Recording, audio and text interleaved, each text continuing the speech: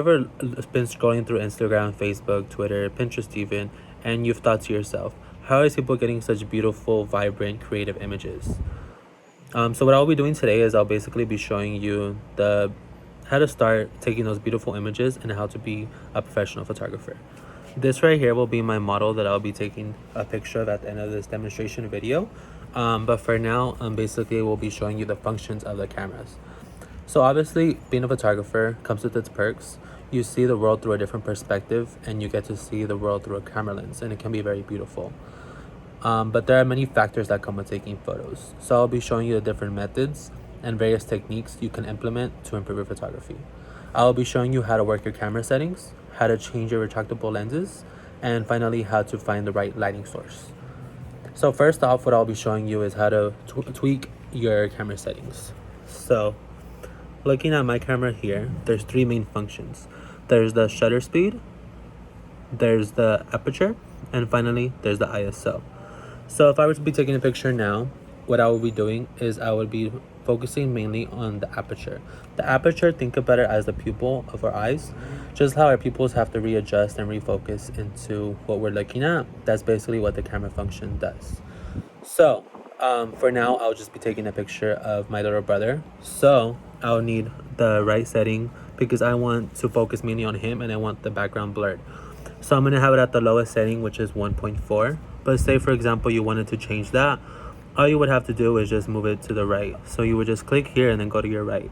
But I just want it at the lowest setting. So I'll keep it at 1.4 for now. Moving on to the shutter speed. The shutter speed is basically a function of how fast you want the photo to be taken.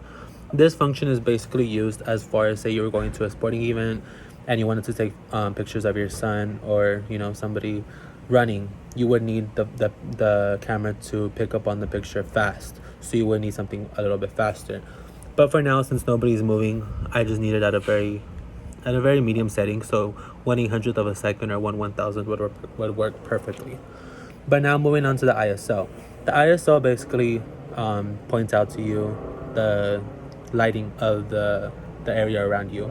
So right now I'm in a pretty lit area, so I don't need much help as far as lighting goes. So I'm going to keep my ISO for now at 200 ISO. But say for example I wanted to change it, all I would have to do is go right here and then to the ISO, and you could go down to all the way to 25,600. Now the highest setting of that is pretty much just like if you wanted to say for example take pictures of stars where it's very dark, you needed the ISO and you needed help with lighting. That's basically what you would do. Moving on, now that I showed you the camera settings, I am going to be showing you how to change out your retractable lenses. So the importance of retractable lenses is basically like for this one right here, this retractable lens is basically good for portraits just because you don't need to be zooming in and out. You kind of just go to your subject and your subject could come to you. But say for example, I needed to zoom in and out, then I would change out my camera lens. So I'm going to show you how to be doing that. So you just push this button here and then go to your left and it should come right off. Now to get my other lens, this other lens that I have right here, pretty much just the same thing. Unscrew the cap, and once you unscrew the cap, look at these two dots here, so that you see how there's a dot here, and then on the lens itself there's a dot here. You just meet them both together and then you retract it to the left and snap it on.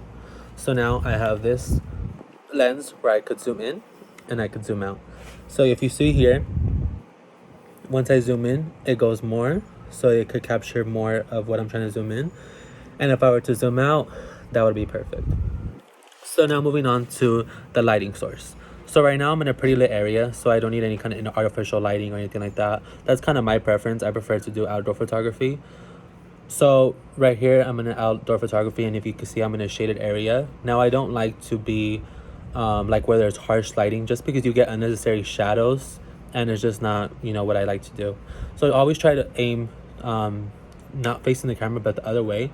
Kind of have your back towards the sun and have so you don't get that harsh lighting or those unnecessary shadows.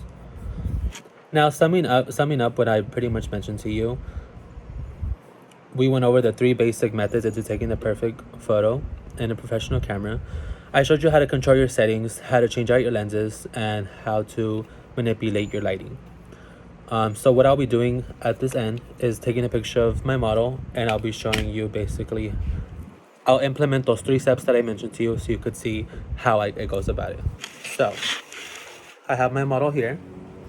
So I'm going to have him just stand there, and I'll be taking a photo from here so you guys could see how the end result will go based on the settings of which I mentioned to you. So if you could just stand there and smile. Okay, so what I did there, so this is the final result. If you could see here how I mentioned to you, every setting has its function. So if you look at here, the background is blurred out, so that's what I mentioned to you with the aperture. He has a good lighting to him, and the shutter speed. He wasn't moving, so I didn't need anything extreme. So as you could see, I gave you the knowledge on how to handle a camera.